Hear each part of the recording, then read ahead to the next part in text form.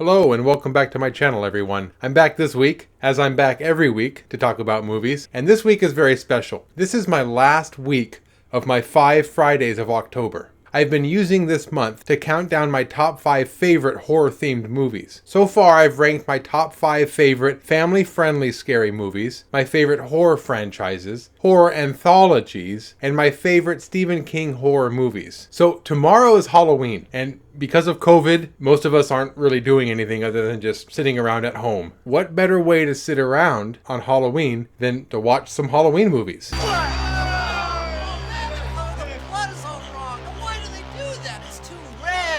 So in honor of one of my favorite holidays, I'm going to be counting down my top 5 favorite Halloween movies. So without any more waiting, I give you my final top 5 countdown for my 5 Fridays of October.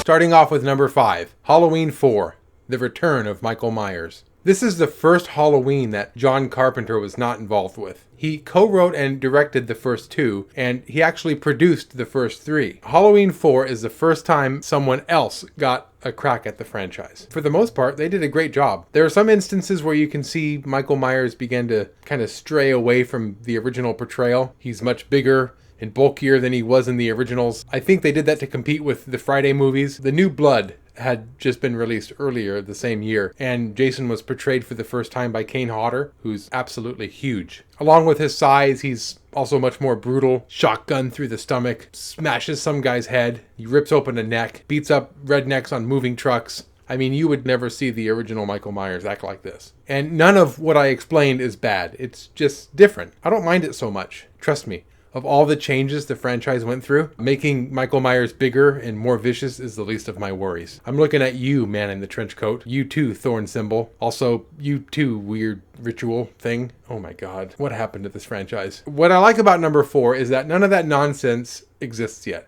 It's just a good movie about Michael Myers killing people to get to his adorable little niece. The chase sequence at the end is also really good. Jamie and Rachel have to escape from the rooftop. He eventually chases them onto a pickup truck. I mean, it's a really good finale. The twist ending is a bit stupid, but seeing how nothing ever came from this, it's kind of forgivable. Altogether, it's a good entry in the franchise, and I enjoy the hell out of this movie. Number 4. Halloween H2O. This is the first time the Halloween franchise tried to wipe the slate clean. It takes place directly after number 2, ignoring everything else after, which means no trenchcoat man, no thorn symbol, no crazy ceremony. I mean, this is a good thing. The movie also has one of my favorite openings. Michael Myers spends the first 10 minutes or so stalking this woman, and it actually includes a cameo from Joseph Gordon-Levitt. After he kills her, we learn that she was actually Dr. Loomis's old nurse. He goes through some of her old files and finds out the location of his long-lost sister, Laurie Strode. And with that opening, we get the plot of the whole movie. 20 years after he first attacks, Michael Myers tracks down his sister for one last showdown. At this point, she's had enough, and she puts up one hell of a fight. And it actually provides some pretty good growth for her character. In the first 2 movies, she had a few moments where she kind of fought back, but for the most part, she just kind of ran and was the victim. In this movie, Laurie actually goes hunting for Michael, taunting him to, reveal himself so she could kill him. It's a nice touch, and it helps to finish Laurie Strode's character arc. There were a few moments in the movie that were kind of ridiculous. I remember there being one scene where Michael Myers didn't even have the proper mask, so they used a CGI mask. I know it's kind of just a short scene, but it's so obvious and it looks so terrible. I really wish they would have done something about this. Anyway, it's a minor problem and an altogether good movie. Number 3,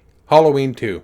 The original sequel to Halloween. This is actually the first Halloween movie that I ever saw. It was the only one my family had, and I was watching Halloween 2 for years before I ever saw the original. Now, it's true that John Carpenter didn't really want to continue with the Halloween franchise. He wanted the Michael Myers story to be wrapped up with the original kind of ambiguous ending. He was pretty much roped into doing another one because of the success of the original. So he kind of made the movie against his will. But even still, Halloween 2 manages to be a great horror movie. and it remains one of my all-time favorites. I really like the hospital setting. Not only does it make a lot of sense, given the fact that it follows Laurie Strode right after the first movie, but I also like it because it's such a big building. It's got a basement, all kinds of winding corridors, creepy empty rooms, a giant hot tub for some reason. So Even though the majority of the movie takes place in the hospital, it doesn't really get boring. There are plenty of different environments, and it makes sense that on a slow night like this, someone can go missing for a long time without alarming anyone. Something else that's pretty cool about Halloween 2, we get a lot more one-on-one time with Michael. We get a lot more scenes that show him just kind of walking around. In most other movies, when we see things from his perspective, it's usually while he's stalking like a victim. But in this movie,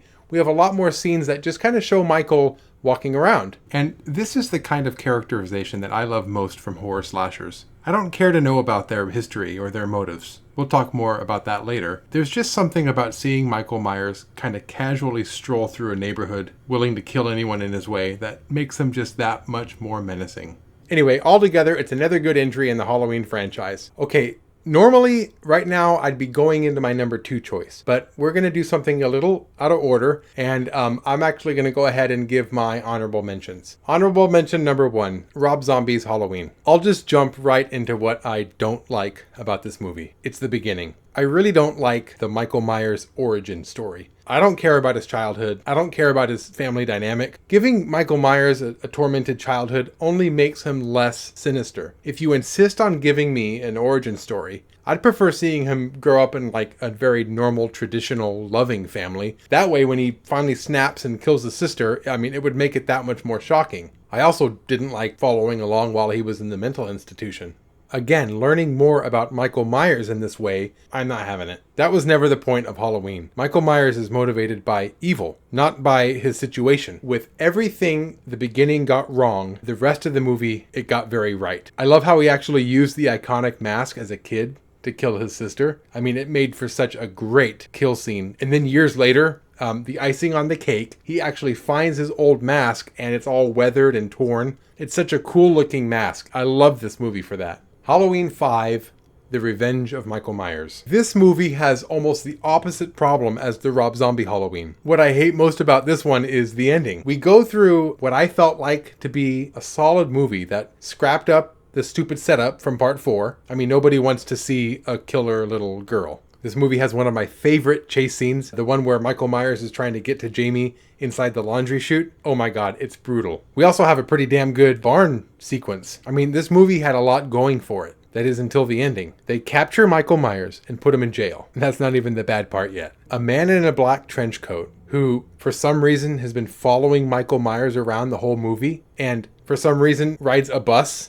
in order to do it, and also for some reason has the same tattoo on his wrist, breaks Michael Myers out of jail and kidnaps him. This is the crazy, stupid subplot that Halloween could not save itself from. They tried to explain themselves in The Curse of Michael Myers, but they failed so badly that this timeline has basically been deleted altogether from the franchise. Before I get back to my countdown, I wanted to do something a little bit different. I wanted to give a dishonorable mention. Halloween 3, Season of the Witch. This is the infamous Halloween sequel that does not even have Michael Myers. John Carpenter thought it would be a good idea to have the Halloween franchise be kind of a different story every year. The idea backfired, and at the time people absolutely hated it. Michael Myers eventually returned and he became a staple to the franchise. So now we're just left with like a strange movie about the Shamrock Corporation, how to kill kids using this weird mask that turns your brains into bugs when you watch TV. Over time, people warmed up to it. People say that if you never mind the fact that this is a Halloween movie, it's good. No, it's not. This movie is stupid. If this was a standalone movie just called like Season of the Witch, I still wouldn't like it. But it's not. It's called Halloween 3, Season of the Witch. So I don't like it even more. And the fact that so many people like it, it bothers me that much more. So I had to give this a dishonorable mention. I don't like this as part of the Halloween franchise. I don't like this as a movie by itself. Okay, now that I got that off my chest, let's get back to my list. Now, for those of you paying attention, you'll know that there really are only 2 movies left that could possibly take the number 1 and 2 spots. The original Halloween and the Halloween 2018 sequel. And as of right now, I'm going to have to place the original Halloween movie in my number 2 spot. This is a gorgeous movie. That's something that people don't talk about much. People usually bring up how this movie kickstarted the slasher genre, which it did. They talk about how the Halloween mask is so scary because it's so simple. The white blank face is so unassuming, and it allows the viewer to kind of project their own fears onto it, which it does. They talk about the iconic music that probably playing in your head right now. That's all true. This is a great movie for all of those reasons, but people don't talk much about, how just striking Halloween is as a film. Almost every single shot by itself can be considered box art or a movie poster. The visuals in this movie prove to be hypnotic. They pull you in and they keep you watching. Visuals like this in a horror movie, they weren't common. John Carpenter's Halloween is up there with Hitchcock, Texas Chainsaw Massacre, dare I say it, The Shining, as far as visuals. This is a movie that John Carpenter thought long and hard and carefully about how the viewer would be seeing it.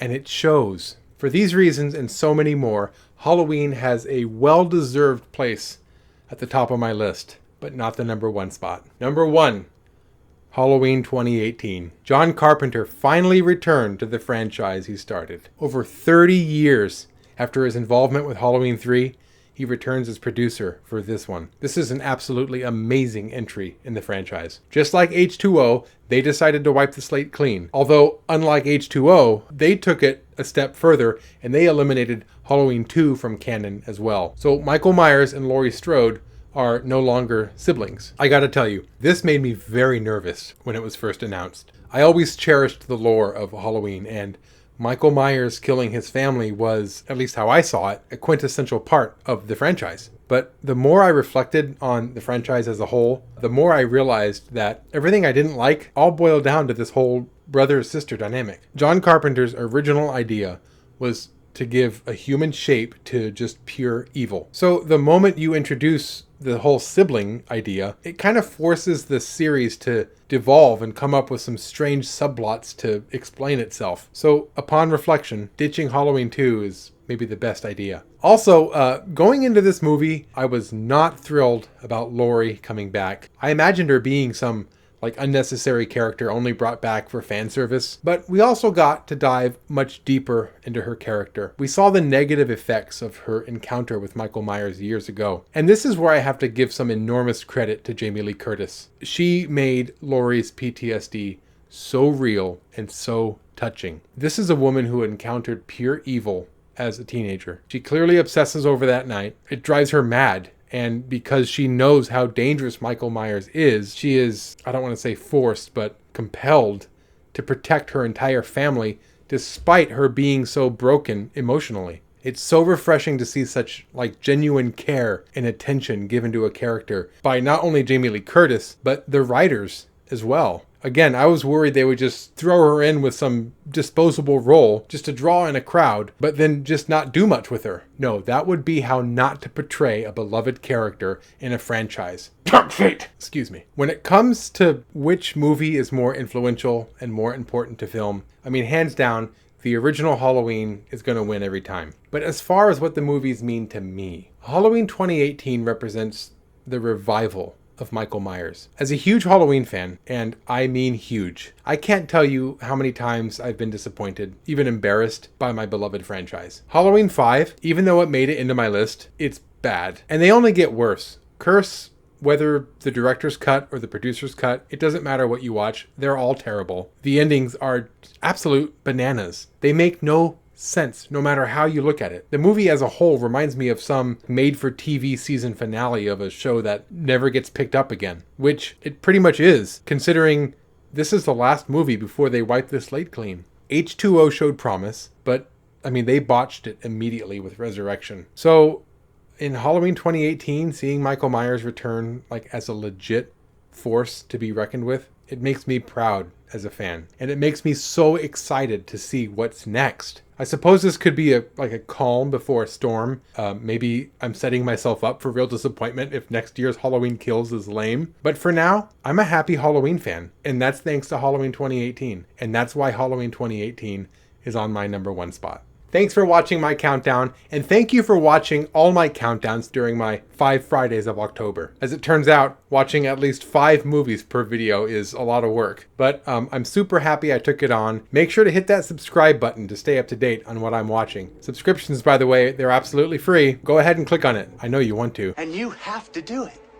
You have to. I'll see you all next Friday when I return to my normal format. Until then, let's not just watch movies, let's talk about them too.